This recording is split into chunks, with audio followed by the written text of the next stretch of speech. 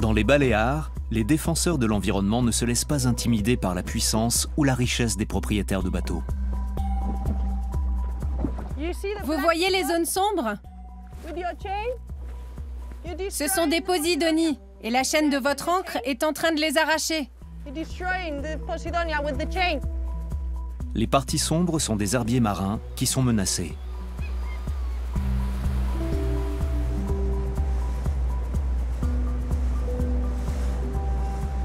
C'est la deuxième fois que je vous le signale. La prochaine fois, vous aurez droit à une amende.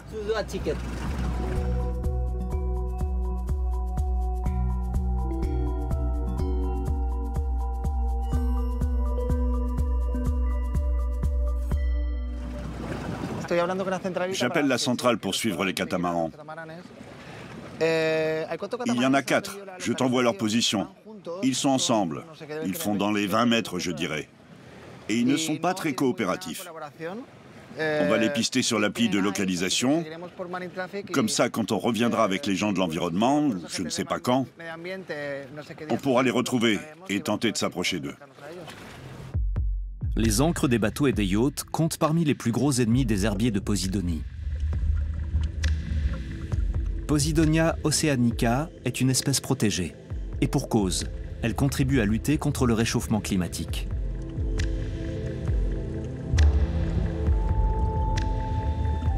Ces herbiers stockent plus de gaz carbonique que n'importe quelle forêt sur la terre ferme, produisent de l'oxygène et filtrent l'eau.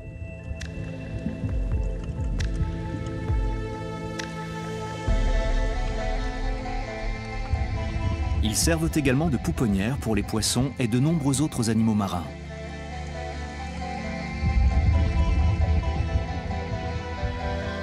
On les surnomme aussi le poumon de la Méditerranée. Depuis 2017, des bateaux de surveillance sillonnent les côtes de l'archipel.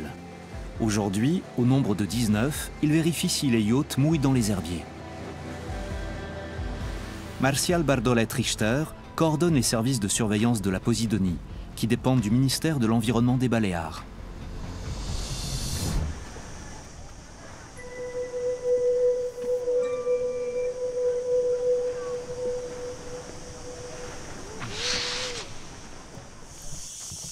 Marcial est mallorquin. Il aime son île et surtout la mer.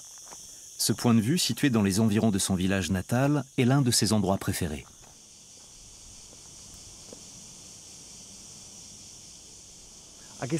On est dans la Serra de Tramontana, un massif classé au patrimoine mondial par l'UNESCO. Là, il y a une pinède gigantesque qui s'étend sur quelques 800 km². Mais la forêt ne s'arrête pas au rivage. La cartographie du littoral réalisée il y a quelques années nous apprend qu'elle est prolongée par une forêt sous-marine de Posidonie de 630 km².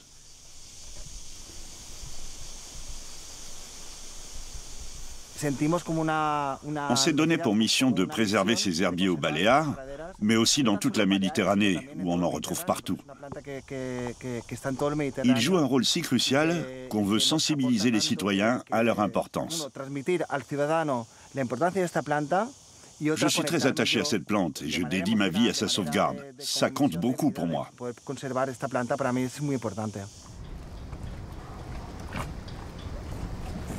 Buenos días. Buenos días. ¿Qué tal? Comment ça va?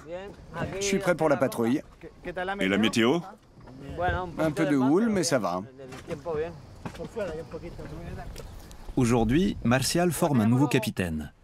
Oscar est un ancien pêcheur. Il a décidé de quitter cet emploi difficile, aux horaires de travail contraignants, mais a voulu rester en mer, qu'il aime autant que son nouveau chef.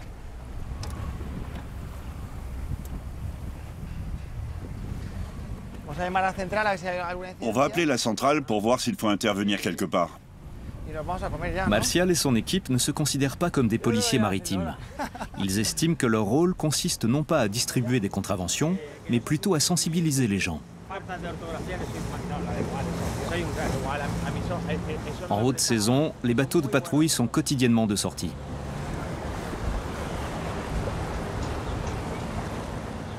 À peine ont-ils démarré leur tournée que Marcial et Oscar tombent sur un yacht de luxe qui mouille très près de la côte.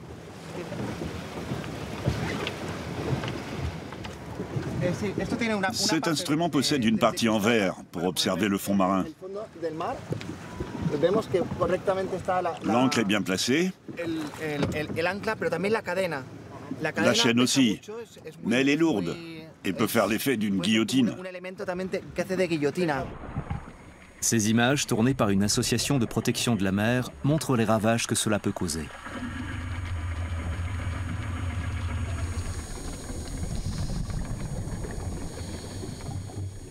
Bonjour, ça va? On fait un petit contrôle. Tout a l'air en ordre, mais on jette un œil au cas où.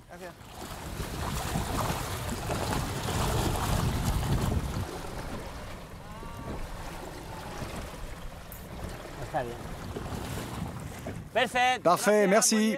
Bonne journée.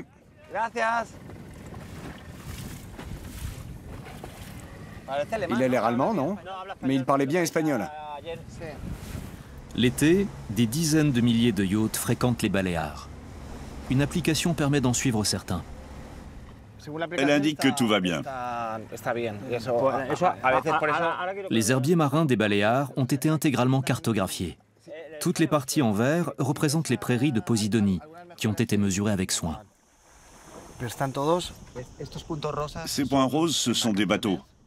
Il faut qu'on décide lesquels on va contrôler, à savoir ceux qui sont au-dessus d'herbiers. C'est clairement le cas de celui-là. Alors il faut qu'on y aille sans tarder. Chaque jour, ils inspectent des centaines de bateaux rien qu'à Majorque. En 2024, 130 000 interventions ont été réalisées dans tout l'archipel. C'est dans la Posidonie. L'ancre et la chaîne se trouvent en plein dans les herbiers.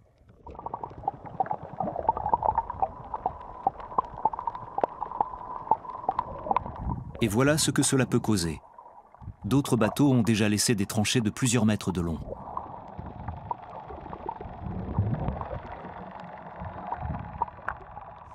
Est-ce que je pourrais parler au skipper? Ah, c'est vous. Nous avons une réglementation sur les herbiers marins. On essaie de les protéger. C'est très important. Vous pouvez les voir, ce sont les parties plus sombres. Il s'agit d'une plante. Il est interdit de jeter l'ancre et la chaîne au milieu des Posidonies. On va donc vous demander d'aller mouiller ailleurs. Il existe des applications pour vous aider à trouver un autre emplacement. Je peux vous en recommander certaines si vous voulez. C'est la première fois et vous n'étiez pas au courant. Mais essayez de jeter l'ancre à un endroit adapté à l'avenir. Sinon, la prochaine fois, vous aurez le droit à une amende. Sur certains tronçons côtiers de l'île, une autre solution a été mise en place pour ceux qui le souhaitent. L'usage obligatoire de bouées de mouillage, auquel il est possible de s'amarrer moyennant finance. En ce moment, on en compte environ 300. Et d'ici quelques années, il y en aura entre 5 et 600. Jeter l'ancre est interdit dans certaines baies. Alors on a trouvé ce moyen pour que les gens puissent quand même profiter de la mer. Contenter les touristes tout en protégeant la nature n'est pas une mince affaire. Mais l'installation de ces lignes de mouillage écologiques et la mise en place de contrôles semblent porter leurs fruits. En 2024, 7000 bateaux ont mouillé dans la Posidonie, soit 2 fois moins que 2 ans auparavant. La disparition des herbiers a aussi des conséquences sur la biodiversité de la Méditerranée, car ils constituent une pouponnière, une source de nourriture et un refuge pour les poissons.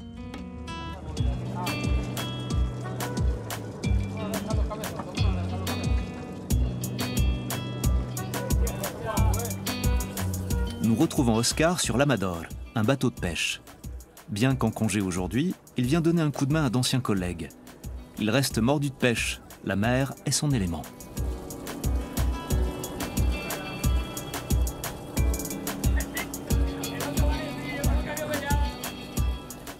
Aujourd'hui, je ne fais plus ça qu'en dilettante. Je ne peux plus être pêcheur professionnel, parce que je travaille au service de protection de la Posidonie. Impossible de faire les deux à la fois.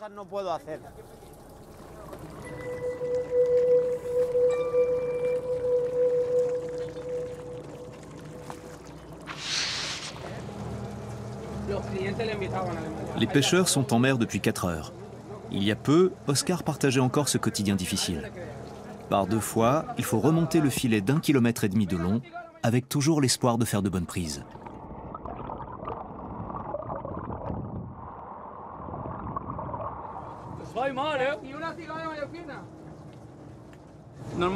Hier, on a attrapé 25-30 sortes de poissons. Aujourd'hui, ce n'est pas folichon pour l'instant. La Méditerranée n'a jamais été aussi chaude que cet été. Les pêcheurs estiment que cela n'a pas encore eu trop d'incidence sur les quotas de pêche, même si leur butin du jour est maigre.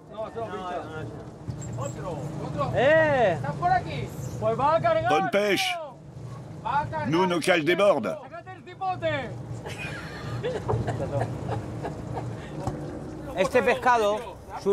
Ce poisson se reproduit généralement au mois d'août. Mais à cause du changement climatique, la température de l'eau est si élevée qu'il apparaît déjà maintenant, en juillet, ce qui n'est pas normal.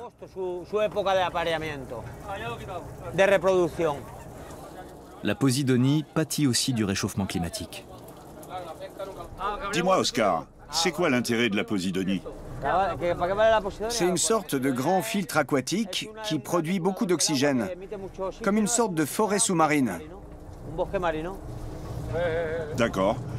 Comme l'été on pêche toujours au large et pas dans ces zones-là, je n'y connais pas grand-chose.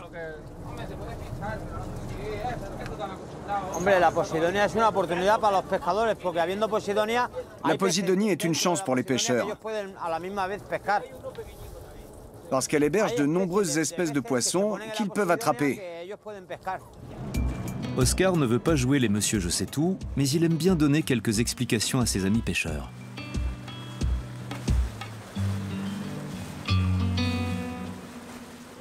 Le lendemain, il est de retour sur le bateau de patrouille. Martial et lui récupèrent un groupe de scientifiques qui procèdent à la renaturation des herbiers marins de Majorque.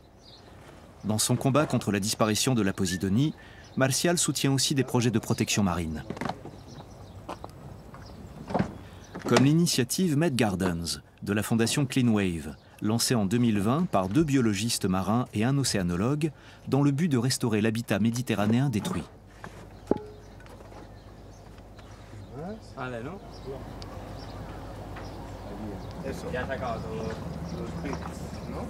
Un des scientifiques explique à Oscar où se trouve la zone des opérations et comment va se dérouler la journée.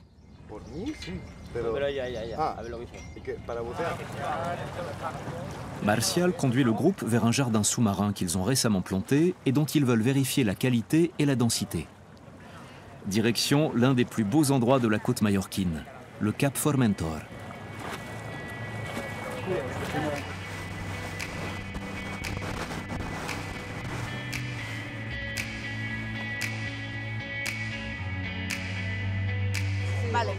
Bon, on va passer par ici. Tu peux aller t'amarrer là-bas avec le bateau? L'opération de surveillance est dirigée aujourd'hui par Laura, qui a hâte de savoir comment s'est développé l'herbier.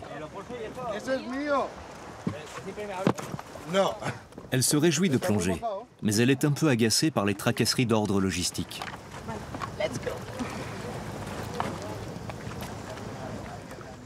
Il y a un parking public à 500 mètres, mais ça fait loin pour trimballer tout notre matériel.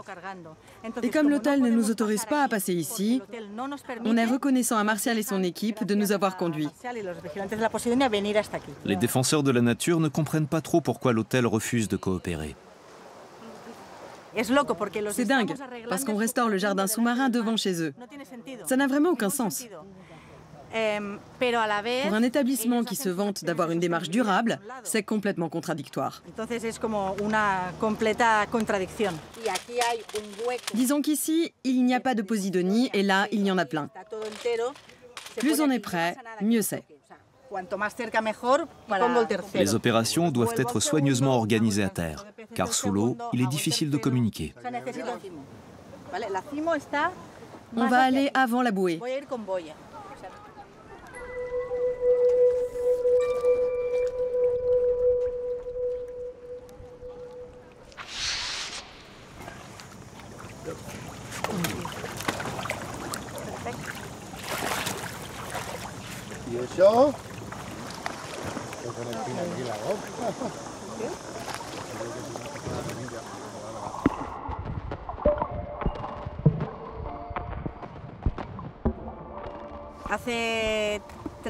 On a commencé à replanter de la posidonie dans cette zone il y a 2 ans et demi, 3 ans.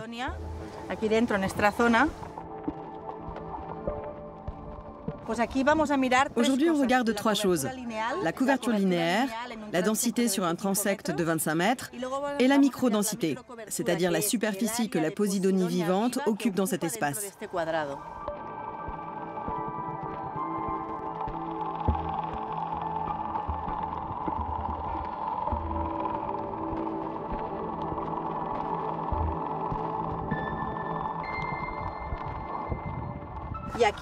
Et ici, on peigne la posidonie comme on dit. On prend les brins et on les compte. 1, 2, 3, 4, 5. En l'occurrence, j'arrive à un total de 55. Ensuite, je passe au périmètre suivant, où j'en dénombre 23. À la fin, on additionne le tout et on obtient la densité au mètre carré. Voilà comment on procède pour évaluer l'état des herbiers.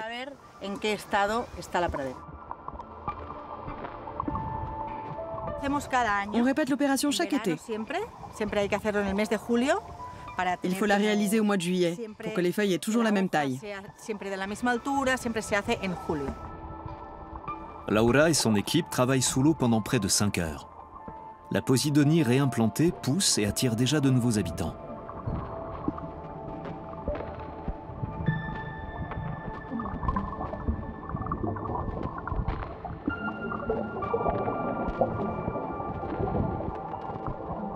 Ces herbes ont plus d'une corde à leur arc. Sur leurs feuilles pousse même du sable.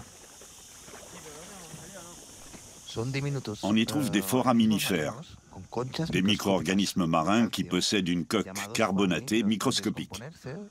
En se décomposant, ils forment une grande partie du sable blanc des Baléares. Vous voyez ces 3 points? On constate que la feuille mûrit. Elle devient plus sombre.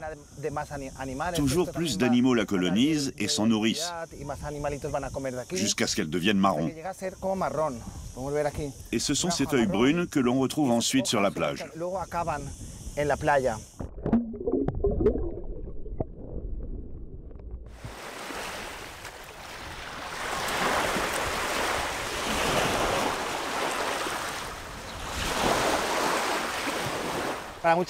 Beaucoup de gens pensent que c'est de la saleté, mais c'est un élément organique de l'écosystème.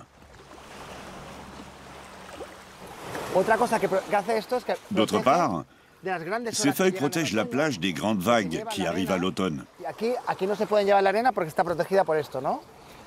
C'est un outil naturel qui les empêche d'emporter le sable et qui préserve la biodiversité de la côte. Comme vous pouvez le voir, les touristes veulent du sable blanc, comme dans les Caraïbes. Mais les plages méditerranéennes sont en partie recouvertes de cette matière. Beaucoup de Mallorquins aiment s'asseoir sur ces banquettes, parce que c'est assez confortable. Après avoir exploité les résultats, les jardiniers sous-marins les partagent avec Martial. L'estime est réciproque, et tous poursuivent un même objectif.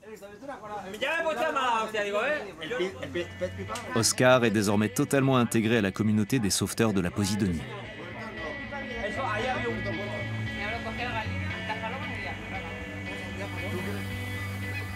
Trois projets Med Gardens sont actuellement menés à Majorque, dont la renaturation de la baie de Porto Colom.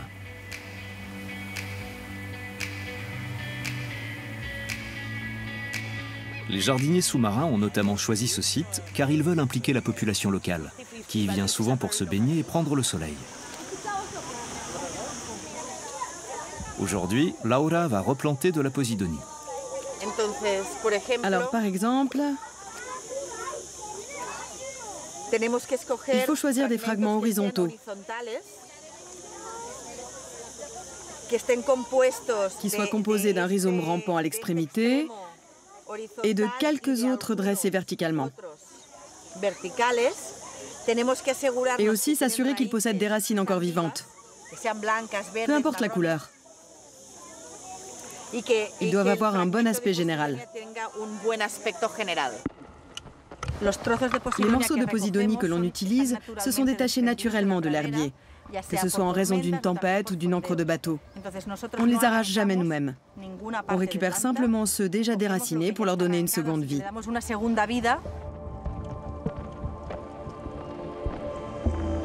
Le site à renaturer mesure 75 hectares.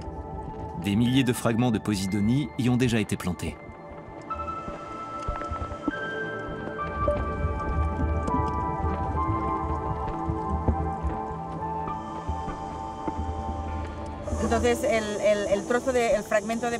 On fait un petit trou dans le sol et on fixe bien la bouture avec un crochet.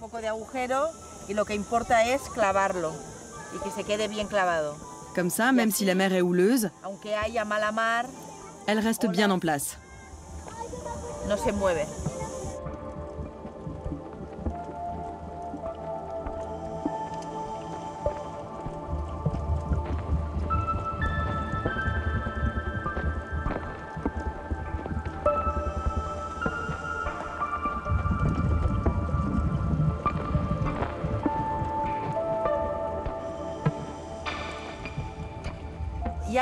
Une fois que les racines ont pu s'enfoncer et s'ancrer dans le sol de manière naturelle, le pied commence à pousser.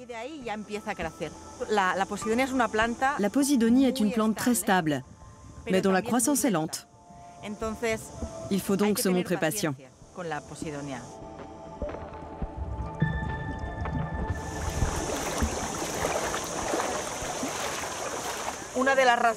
On a choisi ce site pour des raisons écologiques, mais aussi pour l'aspect social. On cherche des endroits où les gens peuvent nous voir. Parce que la renaturation est une opération très difficile et que le plus important, au bout du compte, c'est la sensibilisation. Quand on travaille au bord de la plage, les gens nous observent. Ils viennent nous poser des questions et ils s'intéressent à ce qu'on fait. C'est l'une des raisons de notre présence à Porto Colom. Laura ne se lasse pas de parler de la posidonie. Elle a particulièrement à cœur d'intéresser les enfants à son travail. Ce que font ces plantes, c'est qu'elles absorbent le CO2 de l'atmosphère et qu'elles le stockent. Voilà pourquoi la posidonie a une grande importance. D'autant plus qu'au milieu de ces feuilles vivent des animaux, qui entreront ensuite dans la chaîne alimentaire. L'objectif de ce projet est de tenter d'améliorer la qualité de l'eau de la baie de Porto Colom, pour la rendre moins trouble et plus propre, et qu'on ait tous envie de s'y baigner.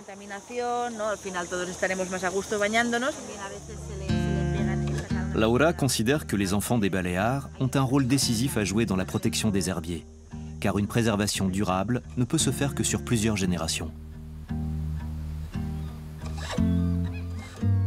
Sur Formentera, la plus petite des îles de l'archipel, on sensibilise également les enfants à la question. On trouve ici le plus gros herbier de posidonie de la Méditerranée, classé par l'UNESCO. On la voit là, regarde.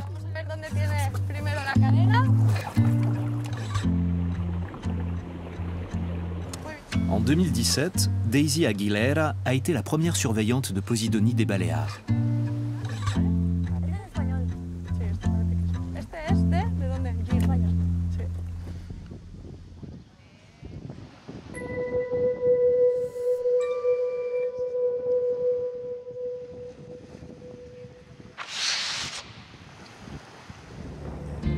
Daisy avait 3 mois quand elle a déménagé à Formentera avec ses parents.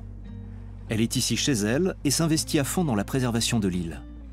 Pour cette spécialiste en biologie marine, la protection de la posidonie est une priorité. Tu es pressé? T'es pressé?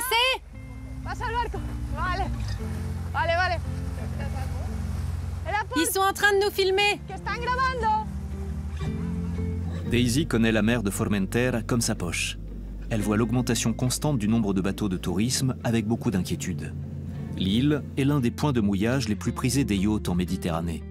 Petits ou grands, tous les bateaux veulent y jeter l'ancre. En août 2024, des dizaines d'embarcations ont chaviré ici à cause d'un puissant ouragan. Les yachts ont été récupérés les uns après les autres, mais l'un d'eux est toujours échoué ici. C'est triste que ce soit la nouvelle attraction touristique du parc naturel de Ses Salines. Tout le monde veut monter sur le bateau pour s'y prendre en photo et avoir un souvenir. Ça fait 1 an qu'il est là. Ici, il y a 1 mètre de profondeur. Le gouvernail repose sur des rochers, mais un peu plus loin, il y a de la Posidonie.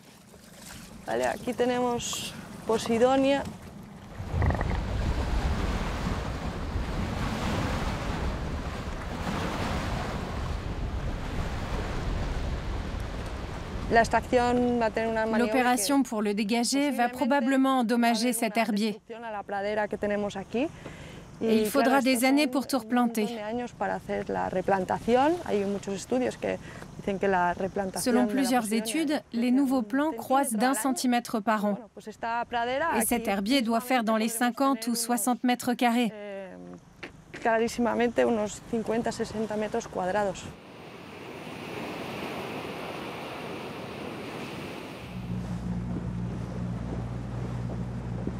En réaction au nombre croissant de yachts touristiques, Daisy a créé une start-up en plein cœur du parc naturel.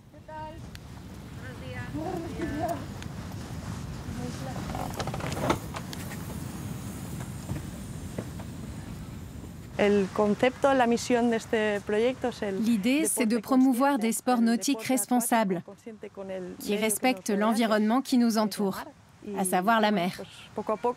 Voilà le message qu'on essaie de diffuser auprès des visiteurs du monde entier.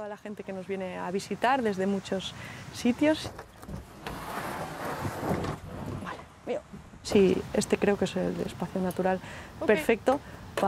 l'endroit idéal pour développer cette activité qui promeut la protection de la Posidonie.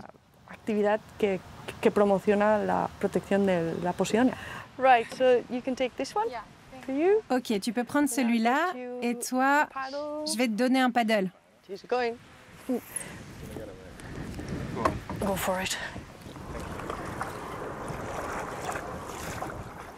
J'ai touché un peu à tout. J'ai travaillé sur les bateaux de surveillance, en politique, j'ai fait du conseil, mais c'est ici que j'aime être, en mer, pour voir ce qui se passe, développer des idées, et surtout être une militante et transmettre aux autres tout ce que l'île m'a apporté et qui a fait de moi ce que je suis aujourd'hui. Même si elle ne travaille plus pour les services de surveillance, Daisy reste à l'affût. Elle repère tout de suite les gros yachts et flaire les bateaux mal ancrés.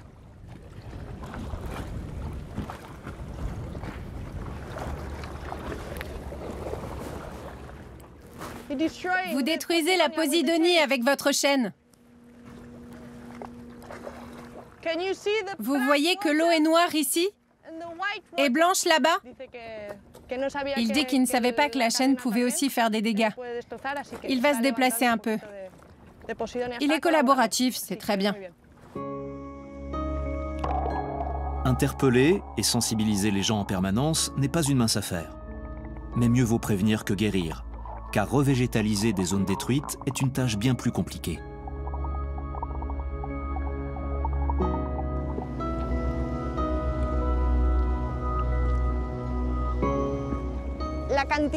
Ce parc naturel ne peut pas absorber autant de bateaux.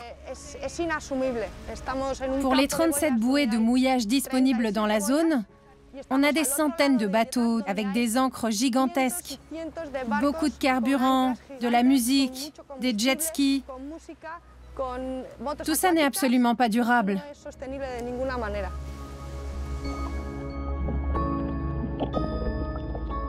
Je pense que si on poursuit dans cette voie, Formentera va être victime de son succès, comme Venise. Le tourisme va engloutir l'île si elle continue d'être submergée de bateaux, de voitures et de visiteurs.